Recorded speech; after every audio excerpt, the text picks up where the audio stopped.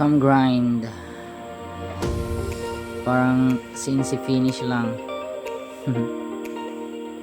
Yan o. Medyo madumi pa yung ating mga kamay. High duration. Another experiment na naman.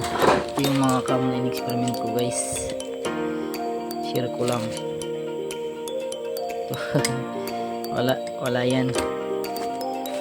Nag-align pa ako niyan. Ito mga stock cam. Yan.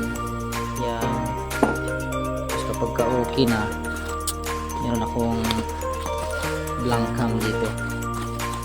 Yan o. Wave 125. Yan.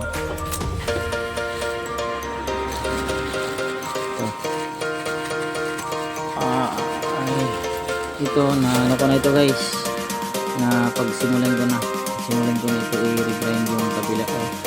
Ayan o. Pero may ano pa ako na degree in experiment bago ko siya ilagay dito. So ayan, blank cam. Tapos ito yung mga aftermarket na mga cam, tapos nire-grind ko. Ayan, nakalighting na rin. Tips ko na rin din sa inyo, lighten your cam shop. Yan o, parang CNC finish lang. Yun,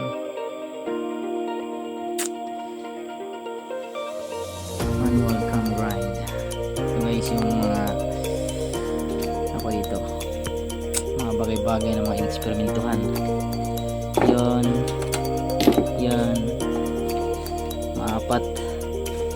Tapos ito yung blank cam. Yan. Tapos meron pa dito, marami pa doon sa ilalim. Ito lang muna yung gagawin natin ngayon. Yun lamang, guys. Share ko lang sa inyo itong aking cam copier na hindi pa sintro. Kaya hindi pa tayo makapag-copy ng cam. Ito lang muna, cam grinder sintro. Yun, sana may dagdag